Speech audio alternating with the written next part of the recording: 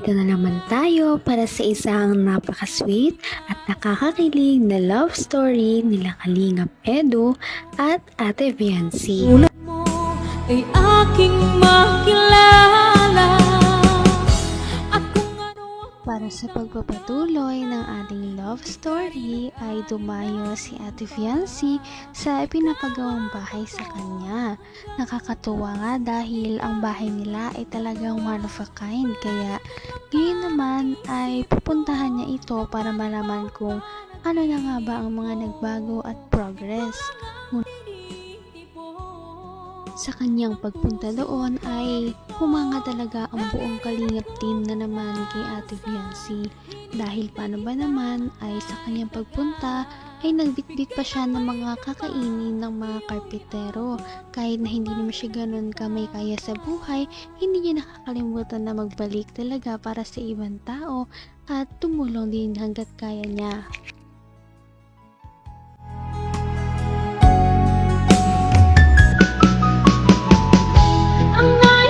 Yata ako doon ah. Ang bira. Nalaging kamay ko doon. Sino tayong taas? Sino nga natin yung taas? Yung bahay niyo ko. Hello. Ingat, madulas. Ay, wow. Wow, grabe oh. Ano to? Kwarto rin pala to. Ano po? Kaya yung kwarto dito. Dalawa eh. Saan mo ilalagay yung mga gamit mong marami? Kadami-dami mong gamit. Puno na yung bahay ng gamit mo. Ang bihira ka. Dapat malaki ang kwarto mo eh. Tapos dito, CR mo. Ganda. Ha? Ang ganda. Mahal-mahal ka na sponsor mo eh. Ay, tiyatan sa'yo kasi mas maganda dito. Bako. Ganda pag umaga po. Maganda dito. Buksan na buksan. Sigurado. Ano? Sobrang ano dito. Maluwalas ano? Ako, lapit mo na. Baka araw-araw na dito si Doc. Ay. Bongga. Bongga, mayaman ka na. Mayaman ka na. Abutan mo na agad ako. Mayaman ka. Partida ka ba? Wala ka pang ginagawa. Papatuloy mo ba ako dito sa bahay niyo? Siyempre. Ay, makikilive ako dito. Sa buong history ng pagpapatayo ng bahay ng buong Kalingap team, ang bahay ni Ate Viancy ang pinaka natatangi dahil ito lamang ang nagkaroon ng groundbreaking ceremony, lalong-lalo na at nagkaroon din ito ng ikalawa pang palapag dahil napakarami kasi sa mga sponsors ang sumusuporta sa kanya na gustong magkaroon siya ng malaking bahay. Ang dami mong gamit. Puno na yung bahay ng gamit mo. Ang bihira ka. Dapat malaki ang kwarto mo eh. Tapos dito, CR mo. Ganda po. Ha? Ang ganda. Mahal-mahal ka na sponsor mo eh. Ay, tiyatan sa'yo kasi mas maganda dito. Bako. Ganda pag umaga po. Ganda dito. Buksan na buksan. Sigurado. Ano? Sobrang ano dito. Maliwalas ano? Ako, lapit mo na. Baka araw-araw na dito si Doc. Ay. Bongga. Bongga, mayaman ka na. Mayaman ka na. Naabutan mo na agad ako. Mayaman ka. Partida ka ba? Wala ka pang ginagawa. Papatuloy mo ba ako dito sa bahay niyo? Siyempre. Ay, makikilive ako dito. Paggabi. Araw-araw po. Makikilib ako paggabi. Ay, dito muna ako. Bakit gabi? Siyempre, gabi ako na live.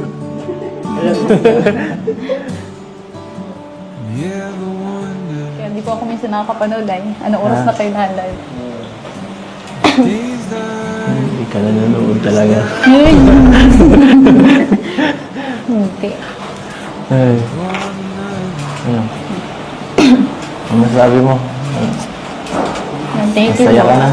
Thank you sa mga nag-sponsor din po kasi kay Kuya Rab, siyempre, kay Kuya Van. Siyempre, Masaya. site po kasi. Kahit saan talaga magpunta ang EDC Love Team, talagang pinapakilig nila ang mga tao sa kanilang paligid. At hindi nila ito naiiwasan dahil nga napakalakas din talaga ng kanilang chemistry. Nakakatuwa dahil ngayon lamang sila nagsamang dalawa na maglibot sa pinapagawang bahay nila Ate Viancy. Mahal. Ako. Kaya mga... Partida ka pa. Wala ka pang ginagawa. Papatuloy mo ba ako dito sa bahay niyo? Siyempre. Ay, makikilive ako dito. Paggabi. Araw-araw po. Makikilive ako paggabi. Ay, dito muna ako. Bakit gabi? Siyempre, gabi ako na live.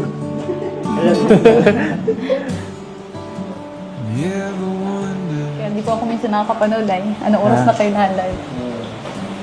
Hindi ka nanonood talaga. Hindi. Ay. Ano?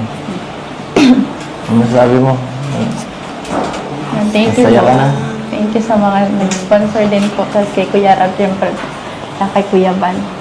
Siyempre, Masaya. site po kasi. Masaya ka na?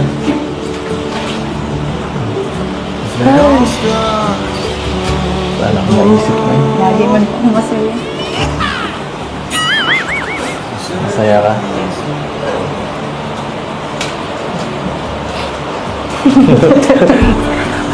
Hindi kaya. Tudala ako. Cute mo.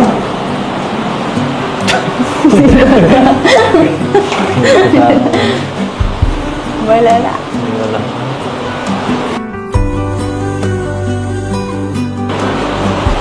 Ay. Baka ma-miss mo yung ano. Baka ma-miss mo yung dagat. Baka ma-miss mo sumayaw sa dagat niya, no? Wala na eh. Wala ka na dito makikita ang dagat. Malayo-layo. Pwede man po yun punta. Paano yun? Mas malayo ng bahay. Ano mo? Eskwelahan mo niyan. Ano, dun pa din. Doon pa din po ako maano. Nga ano? Pwede pa doon ako Nakakakilig talaga ang love team na ito. Hindi na lamang si Kalingap Edu ang gumagawa ng paraan para magpakilig sa mga viewers, ganon na rin si Ate Viancy. Siguro nga ay hindi na lang ito dahil lamang sa love team na mayroon sila, ngunit dahil talagang na-enjoy nila ang isa't isa kahit na wala mang camera o meron. Abot kamay na kita. Dito, masarap dito magpaulan, no? Sa harap. Sarap dito ang tumalan, no? Tumalan ka.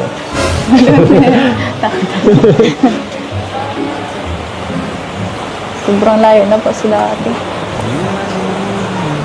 Malayo.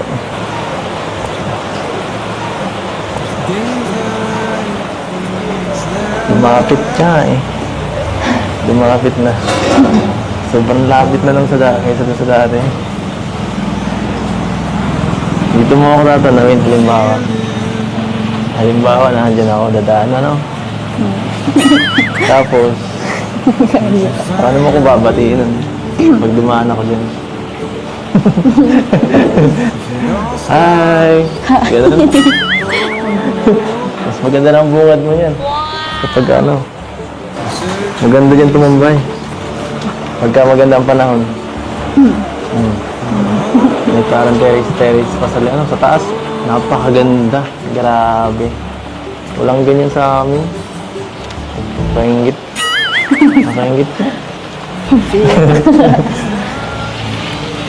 Tapos, kape-kape ka. Invite mo naman ako pag mga gano'n, ha?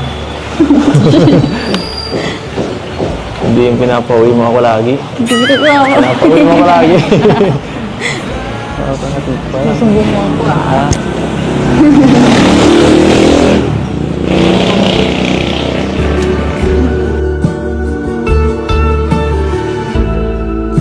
And hope we know when it's better Hindi ko to pa talaga akalain na magkakawato ng ganito kalaking bahay. Huh?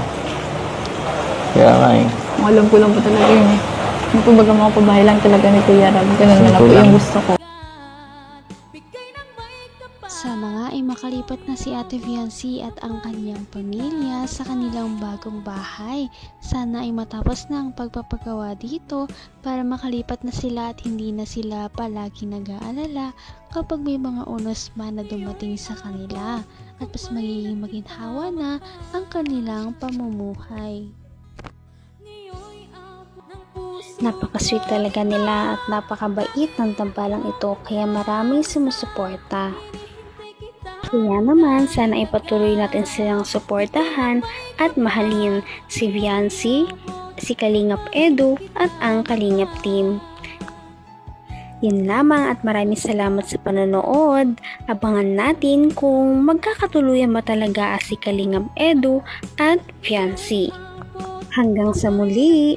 Bye! Ngayon'y abot